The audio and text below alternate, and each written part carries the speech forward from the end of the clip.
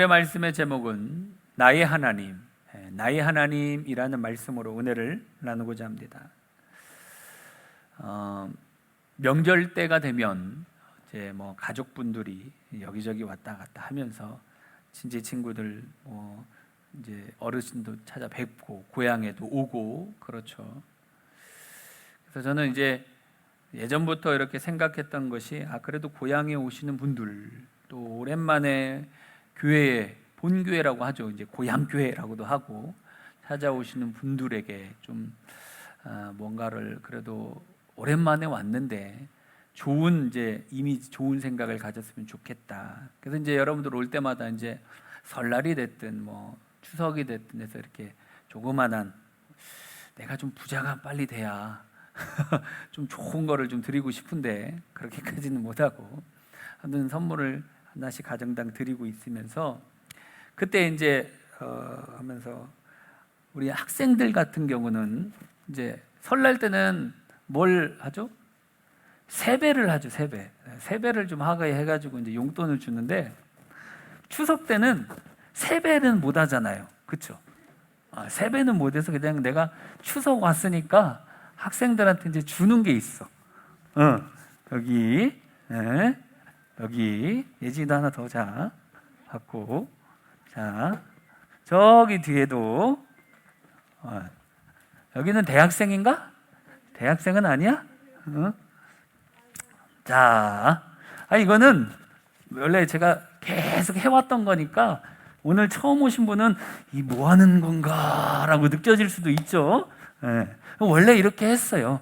계속. 그러니까 부담 느끼지 말고 우리 교회 오면은 명절 때 오시면 이렇게 드린다. 내가 좀 여러분들이 보기에는 그래도 좀 좋아 보이지 않습니까? 나는 좀 뭔가 막 해주고 싶은 게 이게 제 마음인 것 같아요. 그렇죠? 뭔가 막 해주고 싶은 게. 아무튼 오늘 말씀하고도 연관이 좀 되어지더라고. 다이아몬드가 있어도 그 다이아몬드가 나의 것이 아니고 다른 사람 것이면 나랑 아무 상관없죠. 금도 마찬가지예요. 아무리 귀한 금이라 하더라도 나의 것이 아니고 다른 사람 것이라면 나에게 아무 유익이 없어요. 오늘 나에게 가지고 있는 이 봉투에 가지고 있는 것이 내가 갖고 있을 때는 나랑 아무 상관이 없는데 누구 손에 들어왔을 때 내 손에 딱 들어왔을 때 이건 이제 누구 거예요? 나의 것이 되는 거죠. 내 것이 된다라는 것이 상당히 중요합니다. 여러분 귀한 보석도 금도 최고의 보상인 다이아몬드도 나의 것이 될 때 그것이 나에게 의미가 있는 거예요. 가치가 있는 것이죠. 이 세상에 가장 귀한 보석보다 더 귀한 분이 있어요. 바로 누구냐? 하나님이십니다. 근데 여러분 많은 사람들이 이 하나님을요 나의 하나님으로 모시지를 못하고 있는 것 같아요. 여러분 나의 하나님으로 모셔야 됩니다. 나의 하나님을 모실 때 그 하나님이 나에게 역사하시고 그 하나님이 나에게 일하시고 그 하나님이 나의 기도를 들어주십니다. 나의 하나님이 되어야 된다는 것이죠. 하나님이 나의 하나님이 될 때 나의 인생은 최고로 가치 있는 인생이 되는 것이죠. 오늘 본문 보면 나의 하나님에 대한 말씀이에요. 시편 18편 우리 2절 말씀 다 같이 합독해 볼까요? 여호와는 나의 반석이시요 나의 요새시요 나를 건지시는 이시요 나의 하나님이시요. 아멘. 여러분 이 시편 18편은 다윗이 지었는데 이 다윗은 하나님을 우리의 하나님, 천지 만물의 하나님 이렇게 말하지 않아요. 뭐라고 말씀하고 있어요? 나의 하나님이다 라고 지금 말씀을 하고 있어요. 나의 하나님. 여러분 이 시편 18편에 보면 이 나의라는 단어가 17번이나 나오고요. 나를 이란 말을 24번이나 이렇게 말해요. 그러니까 무슨 얘기예요? 하나님이 지금 나의 하나님 이거를 강조하고 있는 것이죠. 이것은 무엇을 의미하고 있는 겁니까? 다른 게 아니에요. 나의 하나님이요, 나의 하나님. 역사하시는 이스라엘 하나님, 그 홍해를 건너게 하시고 바위에서 물이 나게 하시고 놀라운 역사와 기적을 베푸르셨던 그 하나님이 지금 누구 하나님이요? 나의 하나님이다. 나의 하나님. 이 시편 18편 소개를 보면 여호와께서 다윗을 그 모든 원수들의 손에서와 사울의 손에서 건져주신 날에 다윗이 이 노래를 말로 여호와께 아뢰어 이르되, 이렇게 이제 시작되는 말이 그렇게 쓰여 있어요. 다윗이 인생의 모든 원수들의 손과 사울의 손과 사울의 위협과 어려운 모든 상황, 그러니까 험한 세상 가운데서 건져내 주셨다라는 것이죠. 위협과 위험이 있는 험한 세상 속에서 하나님이 지금 나의 편이 되어 주셨다라는 거예요. 여러분, 하나님은 험한 세상에서 나의 편이 되어 주시는 분이십니다. 근데 최고의 설교자로 불린 찰스 스펄전은 적지에서 전투가 벌어질 때 여호와께서 그분의 백성 편에 서심으로써 용맹스러운 모든 군대나 전차와 말보다 훨씬 큰 은혜를 베푸신다라고 했어요. 전투가 한창 벌어지는 그런 험난한 상황 속에서 하나님께서 누구 편에? 나의 편에. 하나님 백성 편에 서시면 용맹스러운 모든 군대와 전차와 말보다 훨씬 큰 은혜를 베풀어 준다라고 얘기하고 있어요. 이사야 41장 10절 말씀을 한번 다 같이 합독해 볼까요? 두려워하지 말라, 내가 너와 함께함이라. 놀라지 말라, 나는 내 하나님이 됨이라. 참으로 너를 도와주리라. 아멘. 여러분, 하나님이 두려워하지 말라, 놀라지 말라 라고 말씀을 하면서 뭐라고 합니까? 나는 내 하나님이 됨이라. 나와 개인적 관계를 강조하시고 나의 하나님 되심을 뭐하고 있어요? 강조하고 있어요. 두려움과 놀라움이 존재하는 험한 세상이긴 하지만 두려워하지 말아라, 놀라지 말아라. 그 얘기는 무슨 얘기예요? 왜 그렇습니까? 내가 너와 함께하기 때문이다라고 말하고 있어요. 내가 너의 하나님이 되어주겠다, 내가 너의 편이 되어줄 것이다 라고 지금 말씀하고 있기 때문에 걱정하지 말아라, 두려워하지 말아라 말하고 있는 것이죠. 시편 118편 7절 말씀 다 같이 합독해 볼까요? 여호와께서 내 편이 되사 나를 돕는 자들 중에 계시니. 아멘. 여호와께서 내 편이 되사 내 편이 되어주셔서 나를 돕는 자 중에 계신다라고 말하고 있어요. 내 편 되는 게 얼마나 좋습니까? 그 JTBC 프로그램 그 방송 중에 보면 뭉쳐야 찬다라는 이제 프로그램이 있어요.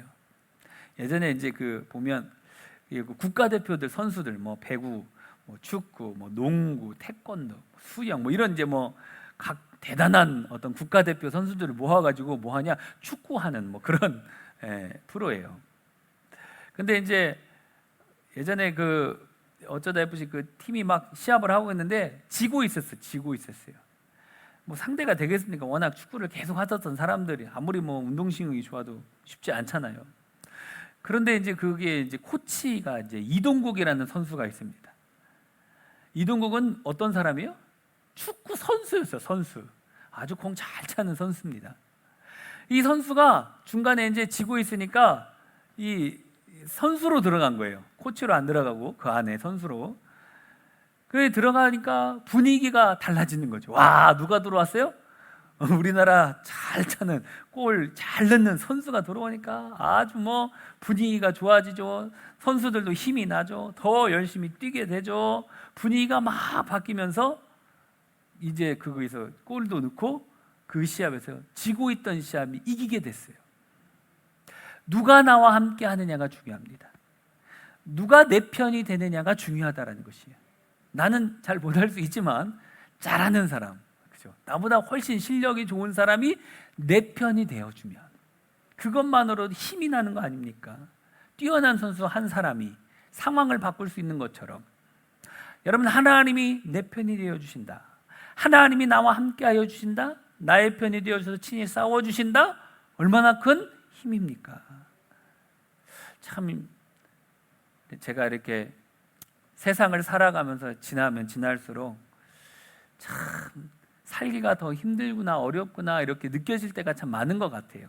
여러분들은 그렇지 않습니까? 참 이 어려운 세상 속에서 자기 혼자 힘으로만 살아가는 사람들은 참 대단한 것 같아요. 왜냐하면 모르겠어요. 제가 이렇게 살아가다 보니까 환경적인 문제도 있지만 이 심적인 문제도 크더라고. 예전에 한동안 번아웃이라는 말도 유행을 했어요. 좀 이제 지친 거죠. 일이 너무 하다 보니까 지치고 힘들고. 세상 사람들은 그것 때문에 많이 힘들어하고 어려워하고 우울감에 빠지고 이러죠. 그래서 저는 그래도 그나마 목사니까 그런 심적인 어려움이 찾아왔을 때 그것을 이길 수 있었던 것은 다른 게 아니라 하나님을 의지함으로, 또 하나님께 뭐함으로? 기도함으로. 뭘 얻을 수 있냐? 마음의 평안함을 얻을 수가 있더라고. 이게 환경적인 것도 감사한 거, 하나님이 채워주신 것도 많긴 하지만 참 힘을 얻을 수 있었던 것 중에 하나가 뭐냐? 마음이에요, 마음. 성경에도 보니까 무릇 지킬 만한 것보다 더욱 내 마음을 지키라. 생명의 근원이 이에서 남이니라. 이 마음이란 게 보이면 어떻게 잡을 수라도 있고 아프면 상처 나면 이렇게 약이라도 발라서 고치기라도 하고 이렇게 했지만 마음은 그러지 못하거든요. 이 마음은 하나님의 은혜밖에 안 돼요. 성령 하나님이 찾아오셔서 자정해 주시고 은혜를 주셔야 되고 하나님의 음성을 들어야 되고 이런 게 좀 필요합니다. 근데 이런 게 없는 사람들은 힘들 것 같아. 아무튼 하나님이 나의 편이 되어주시고 하나님이 나와 함께 하시는 게 얼마나 힘이 됩니까? 사람은요 잠깐 힘은 되어줄 수 있어요. 그렇죠? 그 상황, 그 힘든 어려운 순간 근데 정작 필요할 때 곁에 없을 수도 있고요. 정작 내가 정말 힘을 얻어야 될 그 상황 속에 있지 못할 때도 있죠. 도움을 못 받을 때도 있지요. 결국은 하나님만이 엄한 세상 가운데 진정한 나의 힘이 되고 나의 편이 되어 주신다라는 것이죠. 세상 모두가 내 편이 안 되더라도 하나님만은 나의 편이 되어 주시겠다라고 말씀을 하고 있는 거예요. CTS 기독교 방송에 보면 내가 매일 기쁘게라는 이 프로그램이 있어요. 그곳에 이제 방송인 조영구라는 분이 출연을 해서 간증을 좀 하셨는데, 이분은 초등학교 다닐 때 보니까 육성회비를 내지 못할 정도로 아주 가난한 집안에서 태어났다고 합니다.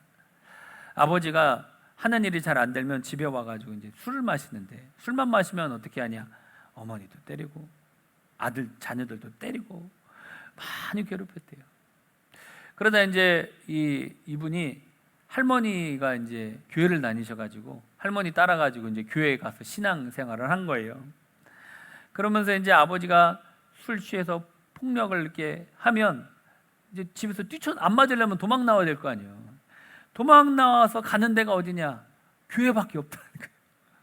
교회 가가지고 기도하다. 그래서 위로를 받고 힘을 얻고 그랬다라는 것이죠. 중학교 한 2학년쯤 됐는데 가수 조용필을 보면서 와, 나도 가수 해야 되겠다. 가난에서 벗어나려면은 이 가수가 돼야 되겠다 이렇게 생각을 하고 열심히 노래 연습을 했대요. 목에 막 피가 날 정도로 노래 연습을 했다고 합니다. 이 조용필 노래를 막 연습을 해서 얼마나 잘했냐면 대학생 때 전국 노래자랑 이런 데 나가가지고 우수상을 수상하기도 했대요. 근데 이 가수의 벽이 쉽지 않잖아요. 얼마나 높습니까? 그래서 이 가수하기 좀 쉽지 않구나. 좀 쉬운 길이 뭘까 생각하다가 탤런트라든지 아나운서라든지 이런 쪽으로는 또 좀 해야 되겠다 이제 생각을 하고 이제 준비를 하는데 몇 번이나 떨어지냐? 14번이나 떨어진 거예요. 아나운서 시험을 봤는데 그러니까 14번 정도 실패를 겪어다 보니까 그 절망감이, 좌절감이 너무나도 큰 것이에요. 그런데 자기 친구 가운데 목사님이 있는 거야. 목회자가 있는 거예요. 그래가지고 제가 막 이 얘기 저 얘기 그 사정 이야기를 막 하니까 이 목사님이 뭐라고 했냐? 야, 너의 든든한 후원자가 있지 않냐? 하나님이 너의 든든한 후원자다. 뭐가 겁이 나냐? 이런 말을 딱 듣는 것이죠. 하나님이 너의 편에 서서 너를 확확 밀어줄 테니까 하나님 의지하면서 다시 한번 해봐라. 그 말이 힘을 얻는 거죠. 기도하면서 큰 힘과 다시 용기를 얻고 15번째 시험을 봐가지고요 2680대 1 이 많은 경쟁률을 뚫고 SBS 공채 MC에 합격을 했다라는 것이죠. 하나님의 은혜로 아주 잘 나갔어요. 하루에 9개, 그 많은 프로그램 9개나 동시에 프로그램을 맡아서 성공적인 MC를 막 하고 있는데, 그러다 어느 날 이제 연예계 엑스파일이라고 어떤 이 사건이 이렇게 터졌는데, 이게 뭐냐면 그 기획사에서 이제 광고 모델을 어떤 선정을 할 때 이 모델이 잘못되면 기업, 그 사람 이제 모델을 썼으면 그 기업까지 어떤 이미지에 타격이 입힐 거 아닙니까? 그러니까 이런 모델은 이런 부분이 안 좋다. 또 이 모델은, 이 사람은 뭐가 안 좋다. 뭐 이런 이제 이게 있으니까 조심하세요라는 어떤 이런 글이었다고 해요. 근데 이게 뭐 어떤 기획사에서 만들어 가지고 옮기는 도중에 유출이 됐는데, 전혀 이 사건하고 관계가 없는 이 조영구 씨가 이분이 주도적으로 이거를 만들었다. 뭐 인터뷰를 하면서 이 사람이 이 사람에 대해서 막 적어놨으니까, 예를 들어 그런 것에 대해서 이렇게 잘못된 어떤 기사가 나간 거예요. 그러니까 이제 난리가 났죠. 연예인들이 네가 연예인들 덕분에 먹고 사는데 어떻게 연예인들 등에 칼을 꽂을 수가 있느냐라는 소리를 동료들로부터 듣고 마음에 큰 상처도 받고 힘들어. 연예인 비상대책위원회 이런 데에서 이 조영구 출연시키면 모든 연예인들이 방송 출연 안 하겠다. 아주 강하게 모든 방송에서 다 내려와야 된다. 막 이렇게 얘기를 했다라는 것이죠. 얼마나 억울합니까? 예를 들어 내가 그 일을 했으면 정말 잘못한 것이니까 미안합니다, 죄송합니다, 사과라도 하겠지만, 내가 한 것도 아닌데 억울하게 잘못된 기사가 나가서 억울하게 누명을 쓴 것이죠. 이건 내가 결백을 밝히려면 어떻게 목숨이라도 끊어야 되나 이런 생각까지만 하고 있는 상태에서 그때 그 친구 목사님에게 연락이 온 거예요. 전화기 온. 영구야, 빨리 교회로 와라. 나의 편이신 하나님을 의지하자. 빨리 교회 와라.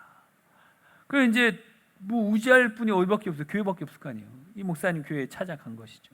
목사님하고 얘기를 하면서 갔더니 이제 교회 성도님들도 있고, 교회에서 같이 어떻게 해요? 이분을 위해서 합심해서 서로 기도해 주는 거예요. 기도해 주고 이분도 또 기도하고, 이 문제가 한 15일 정도 이렇게 지나면서 해결되기 시작하는 거예요. 오해했었던 것이 하나하나 풀어지고, 이게 아니었다라고 이게 진실이 밝혀지기 시작했죠. 그러면서 다시 방송 프로그램 섭외가 들어와 가지고 정상적인 방송 활동을 할 수 있었다, 이렇게 이제 간증을 했어요. 여러분, 이 집사님, 이 조영구 집사님인데, 이 집사님의 하나님이 나의 하나님이시다라는 것이죠. 이분에게 역사했었던 하나님, 여러분, 이분에게만 역사하는 것이 아닙니다. 저와 여러분들의 인생 가운데서, 우리의 삶 속에서도 동일하게 역사하신 하나님이십니다. 그래서 여러분, 교회 올 때 뭘 해야 되냐? 여러분, 다 기도 제목이 있잖아요. 기도 제목 없으신 분 손 들어보세요. 아무도 없죠. 다 기도 제목이 있어요. 학생들은 이번에 시험 잘 보게 해주세요, 이런 어떤 기도 제목. 어떤 학생은 누구랑 잘 만나게 해주세요, 이런 기도 제목일 수도 있고, 어르신들은 이제 건강을 위해서 기도하는 거 있고, 자제분들을 위해서 기도하는 것도 있고. 기도 제목 없는 사람 아무도 없습니다. 다 기도 제목 있을 거 아닙니까? 그럼 여러분, 하나님 앞에 달려 나와서 뭐 해야 되냐? 기도해야 됩니다. 왜? 하나님께서는 구하라 주실 것이요, 찾으라 찾을 것이요, 두드리라 열릴 것이라. 구하고 찾고 두드리면 반드시 어떻게 해요? 응답해 주시겠다 약속했죠. 그러니까 이 교회는 다른 곳이 아닙니다. 성산이 되어야 된다라고 말씀합니다. 성산. 이곳에 와서 기도하는 사람마다 다 응답받고 가야 됩니다. 이곳에 와서 하나님의 역사를 체험하고 하나님의 살아계심을 경험하고 가야 됩니다. 놀라우신 하나님의 역사하심을 체험하시기를 바랍니다. 이 험한 세상 속에서 누가? 하나님이 내 편이 되어주신다. 가장 중요한 것이죠. 그럼 하나님이 어떻게 나의 편이 되어주실까? 이 험한 세상 속에서 나를 보호해 주심으로 나의 편이 되십니다. 시편 18편 2절 다 같이 볼까요?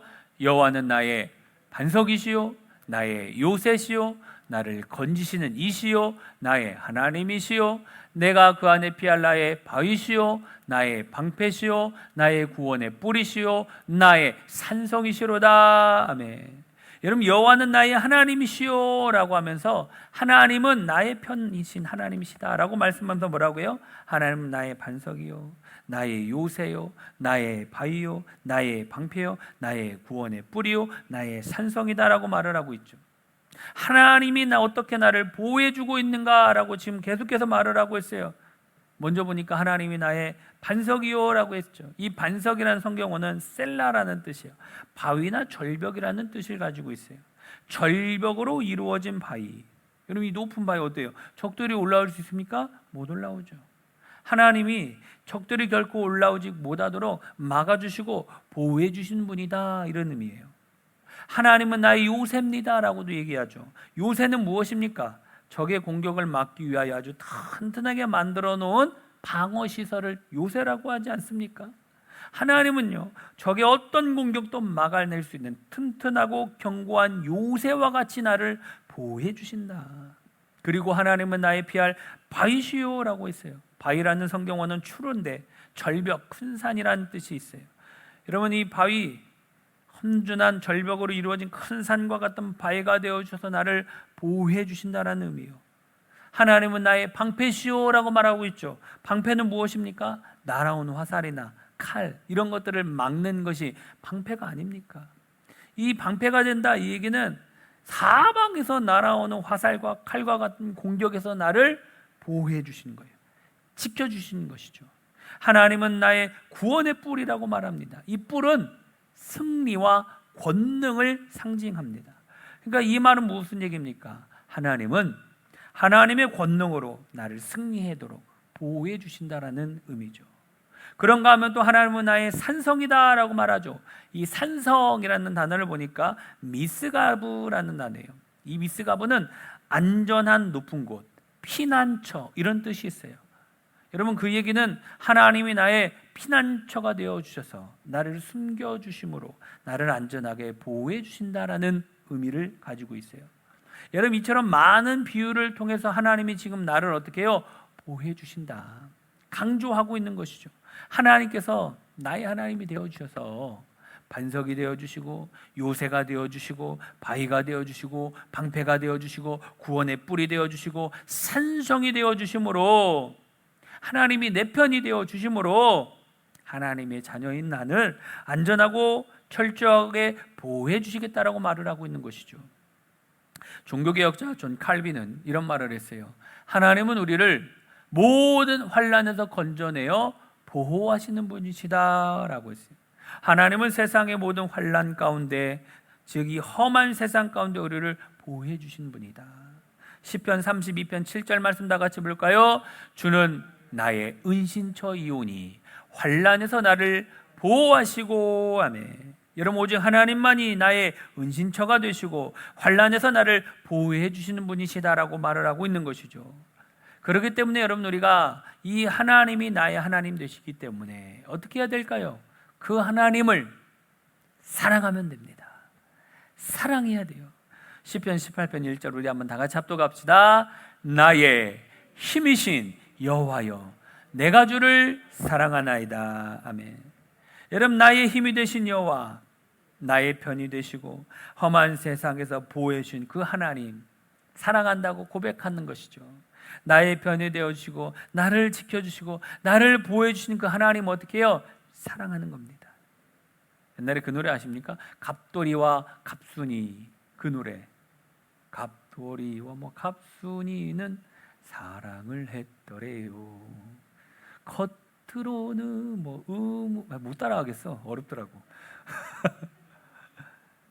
안 그런 척 했더래요. 이러고. 안 그런 척 하면 안 됩니다. 사랑은 사랑한다고 표현을 해야 알 수 있습니다. 사랑해 표현을 해야 알지, 입 다물고 있으면 안 됩니다.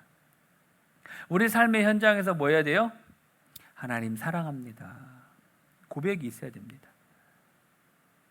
일을 하면서도, 집안일을 할 때도 사업을 할 때도, 직장생활 할 때도, 자녀 교육을 할 때도 하나님, 제가 하나님 사랑합니다. 사랑하는 고백 가운데 모든 것이 이루어져야 됩니다. 그러니까 다른 말로 하면 삶의 동기가 하나님 사랑하기 때문에 행동을 하는 거예요. 내가 여러 가지 많은 했었던 일들이 결국은 하나님 사랑하려고 그 일을 하는 것이죠. 여러분, 이 사람이 이 삶의 동기라는 게 정말 중요해요. 어떤 삶의 동기를 갖고 있느냐에 따라서 인생이 바뀌어지는데, 다윗의 삶의 동기는 여호와를 사랑하는 데 있었어요. 다윗이 걸작품과 같은 그런 삶을 살아갈 수 있었던 근본적인 원인이 어디냐, 다른 게 아니라 누구보다도 하나님을 사랑하는 자였어요. 여러분, 이 사랑의 대상이 참 중요합니다. 여러분, 하나님을 사랑하시기를 바랍니다. 하나님을 사랑하면 우리 인생은 자연스럽게 걸작품이 되어줄 수 있다는 것이죠. 다윗이 사랑하는 하나님은 어떤 분이셨냐? 나의 힘이 되신 분이었다. 삶의 원동력이 되어셨다라는 것이죠. 나의 반석이 되시고 요새가 되시고 나를 건져주신 분이고, 나의 하나님이시고 나의 피할 바위시고 나의 방패시고 나의 구원의 뿌리고 나의 산성이었다라는 것이죠. 예수님께서 예수님을 부인하고 도망간, 저주까지 하고 도망간 베드로를 쫙 찾아가서 첫 번째 회복한 게 있어요. 그게 뭡니까? 베드로야, 내가 나를 사랑하느냐? 3번이나 물어보시죠. 내가 나를 사랑하느냐? 이것을 먼저 사랑의 동기를 회복시키고 나서 사역을 맡깁니다. 모든 것은 주님을 사랑하는 마음으로 해야 된다는 것이죠. 하나님께서 믿음의 조상 아브라함을 시험하실 때도 보면요, 이삭을 바칠 때 그 요구할 때 동기가 뭐였냐면, 내가 100살에 낳은 그 하나밖에 없는 독생 귀한 아들 이 이삭보다 나를 더 사랑하느냐. 무엇에 중점이 있어요? 사랑에 중점이 있는 것이죠. 여러분, 주님을 사랑하는 동기로 행하는 거예요. 주님 사랑하는 마음으로 헌신하고, 주님 사랑하는 마음으로 희생하고, 주님 사랑하는 마음으로 봉사하고, 주님 사랑하는 마음으로 헌신하고, 주님 사랑하는 마음으로. 우리 이번에 이제 50주년이라서 이제 임직식을 딱 하잖아요. 임직을 할 때도 임직하는 자의 자세가 다른 게 아닙니다. 1번 다른 게 필요 없어요. 하나님 사랑하는 마음으로 임직을 받는 거예요. 하나님 사랑하기 때문에, 하나님 사랑해서 출발을 해야 한다라는 것이죠. 그러면요, 그러니까 하나님 사랑해서 헌신하면요, 나중에 문제가 없어. 억지로 시켜놓잖아요. 하기 싫은데 막 그래도 하세요. 그냥 하세요. 순종하세요. 복종하세요. 막 시켜놓잖아요. 그다음 나중에 문제가 생기더라고. 그래서 이제 사랑하는 마음, 하나님 사랑하면 자연스럽게 행동이 나옵니다. 그래서 이런 말도 있어요. 위대한 신학자요 성자인 성 어거스틴은요, 하나님만 사랑하라. 그리고 난 다음에 내가 하고 싶은 마음대로 하라. 우리가 세상을 의지하며 살려고 할 때가 많죠. 그렇기 때문에 하나님만 먼저 사랑하라라고 말을 했는데, 그걸 잘못 오해하면 내가 하고 싶은 마음대로 하라, 이렇게 이것만 집중하면 안 됩니다. 저 원 의도가 뭐냐면, 하나님 사랑하면요, 하나님 사랑하는 사람이 악한 일 하겠습니까? 하나님 사랑한다고 하는데 나쁜 일 합니까? 그렇죠? 하나님을 사랑하면, 먼저 하나님 사랑하고 나면 그 다음에 왜 내 마음대로 하냐? 하나님 사랑하는 사람은요, 악한 일 안 하더라고. 하나님 사랑하는 사람은 그래도 절제하더라고. 하나님 사랑하는 사람은 인내하더라고. 무슨 말인지 이해하시죠? 그런 의도인 것 같아요. 하나님 사랑하는 것이 참 중요합니다. 하나님 사랑할 때 그 하나님이 우리의 사랑, 하나님의 사랑을 받은 우리가, 나도 하나님 사랑하고 하나님도 우리를 사랑하고, 하나님 우리를 사랑한 걸 어떻게 알아요? 하나밖에 없는 독생자를 우리에게 보내주셨잖아. 그 큰 사랑이 어디 있습니까? 하나밖에 없는 독생자 예수 그리스도를 십자가에 못 박으면서까지 우리를 사랑했는데, 정말 그것보다 큰 사랑은 없는 것 같아요. 그렇죠? 그렇게 우리를 사랑했어요. 그 사랑을 받은 우리, 하나님 사랑하는 게 당연한 거 아닙니까? 오늘 말씀을 정리합니다. 여러분, 하나님은요 험한 세상에서도 나의 편이 되어주십니다. 나의 하나님이 되어주셔요. 험한 세상에서 나를 보호해 주시는 하나님이신다라고 말씀하고 있어요. 여러분, 그러므로 하나님을 사랑하시길 바랍니다. 하나님을 뜨겁게 사랑하시고 나를 보호해 주시는 하나님의 은혜, 나와 함께 해주시는 그 하나님의 사랑, 그 하나님 은혜와 사랑을 날마다 누리며 살아가는 우리 믿음의 성도님들이 다 되어주시기를 주님의 이름으로 축원합니다. 우리 하나님은 너를 지키시는 자, 우리 찬양하고 기도하도록 합시다.